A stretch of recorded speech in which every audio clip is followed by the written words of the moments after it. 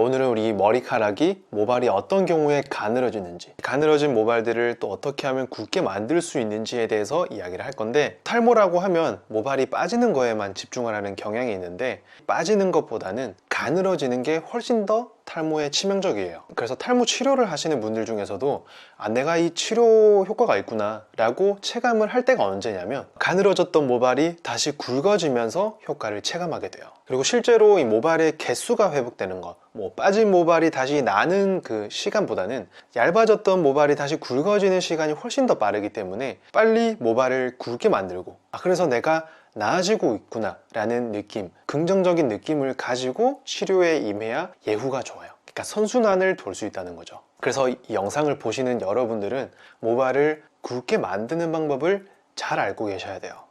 그래서 머리카락이 얇아지는 이유 첫 번째는 두피염이 모발을 가늘게 만들어요. 지루성 두피염이 있거나 여러 가지 다른 두피염을 동반하신 분들은 그 두피염이 있는 부위에 훨씬 더 모발이 가늘어져 있는 경우가 많거든요. 근데 이 두피염으로 빠지고 가늘어진 것들은 이 두피가 회복되면서 거의 다 다시 돌아와요. 다시 잘 회복이 되기 때문에 언제 어떻게 이 두피가 잘 악화되는지, 어떻게 하면 이 두피염을 치료하고 예방할 수 있는지 잘 알고 있어야 돼요. 제가 진료실에서 보는 환자분들한테는 항상 매운 거 드시지 마세요, 술 드시지 마세요, 절대 손대지 마세요, 대표적인 것들은 말씀드리긴 하는데, 아주 세세한 것들, 우리 생활 전반적으로 꼭 관리해야 되는 생활 습관들, 19년, 20년 가까이 두피염 환자로 지내면서 의사생활을 하면서 정리를 해둔 것들이 있으니까 이렇게 챙겨서 보시면 도움이 많이 되실 거라는 거. 자, 두 번째는 탈모 유전력이 확실한 분들, 훨씬 더 모발이 잘 빠지고 잘 가늘어져요. 남성 호르몬이 많지 않더라도 DHT에 민감한 모낭을 가지게 되는 경우가 많거든요. 그래서 우리는 첫 번째로 남성 호르몬을 증가시키는 이 생활 습관들을 잘 알고 있어야 되고요. 더 중요한 거는 이 DHT를 줄여주는 치료를 하시는 게 훨씬 더 중요해요. 프로페시아나 아보다트 같은 이런 탈모 약을 드시는 게 좋아요.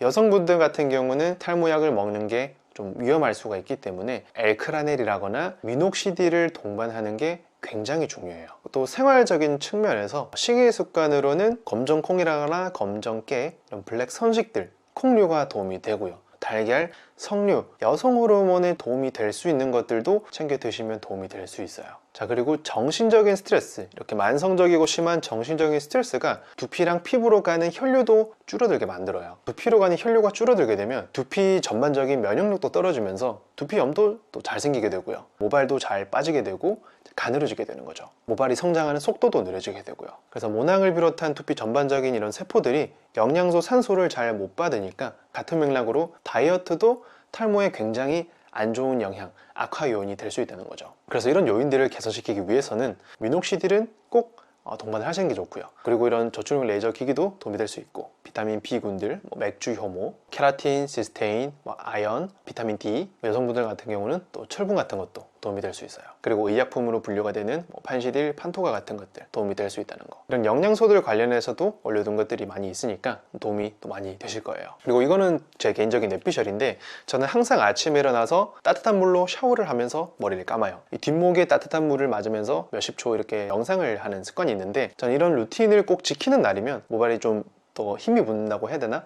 제 느낌일 수도 있지만 이런 루틴을 지키고 있다는 거. 이 영상을 보시는 분들도 자기만의 이 스트레스 해소법들을 잘 찾아서 그런 루틴을 만드시는 게 꼭 필요하다는 거를 말씀을 드리고 싶어요. 그리고 술은 기본적으로 피부, 두피 온도를 올리기 때문에 피부염이나 두피염에 굉장히 안 좋은 영향을 미치고요. 독소 물질을 만들어내고 탈수 현상도 심하게 이끌어내기 때문에 탈모에 좋을 게 하나도 없다는 거죠. 담배도 마찬가지로 이런 유해물질들이 많기 때문에 니코틴이 말초 혈관을 수축시키기 때문에.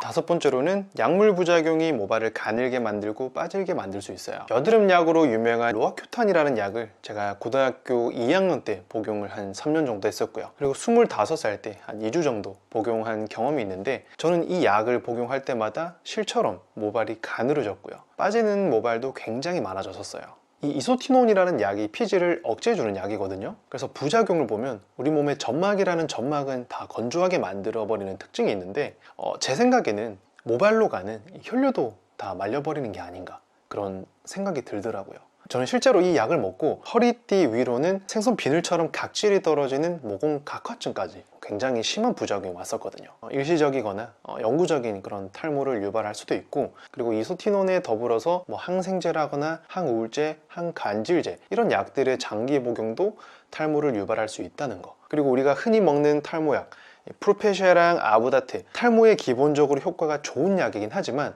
나랑 안 맞는 약을 먹었을 때는 가늘어지고 악화될 수도 있다는 것도 알고 계셨으면 좋겠어요. 그래서 어떤 약을 먹더라도 어떤 부작용이 생길 수 있는지 잘 알고 있어야 되고요. 초반에는 특히 의사 약사를 정기적으로 보면서 초반 모니터링이 굉장히 중요하다는 걸 알고 계셔야 돼요.